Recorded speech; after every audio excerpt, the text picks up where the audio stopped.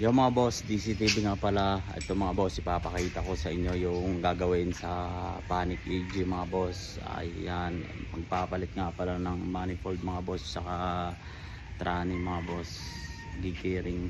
Ito mga boss. Ayan mga boss, ito yun. Ayan, lagyan natin dyan ng sapin mga boss para hindi magasgasan ang fender tsaka bumper mga boss. Ayan, bali yan mga boss yung manifold nyan, papalitan. Tsaka yung trani mga boss, papalitan din na ng LSD. Ayan, nandyan na nga pala si boss light sa ilalim, ginagawa ng mga boss para may baba ang trani mo na ang unahin mga boss at nasa ilalim. Tapos yung manifold, yan, lang yan mga boss, nasa ibabaw na. At ayan, racing boss. Ito mga boss, isasalpak na yung trani mga boss. Ayan, LSD yan mga boss. Tapos naka-gearings. Ayan, doon na mga boss, isasalpak na lang. Sasalpak ng trani tsaka yung intake manifold boss. Ayan, ito yung ilalagay mga boss. Ayan na,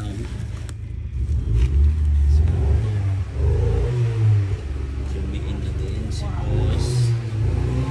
Ayan, yan lang mga boss. Ito ulit sa inyo mamaya naikabit na. At ito mga boss, tapos na. Naikabit na yung transmission mga boss, transmission tsaka manifold mga boss. Ayan, kita nyo naman mga boss, napaka-pogi na lalo. Ayan, tapos yung transmission ng mga boss, LSD, tapos naka-gearings yan mga boss. Ayan na,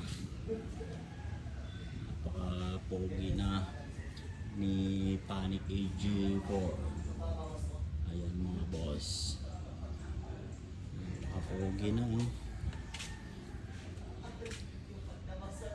angas na ng engine bay. Sabi naman yan. Ayan mga boss, medyo magabok lang. Ikakarwash na din namin mga boss. Tapos itotaw na nga pala, tutunuhin to mga boss. Ayan, napaka-pogi na lalo.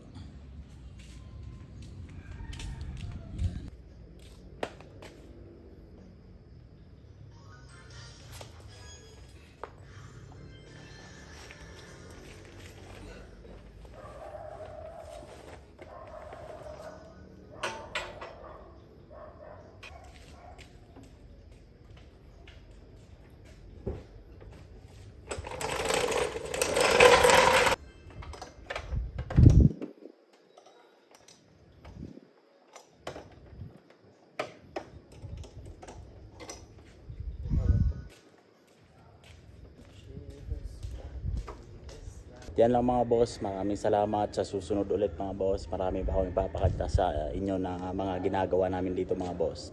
Yun lang, maraming salamat.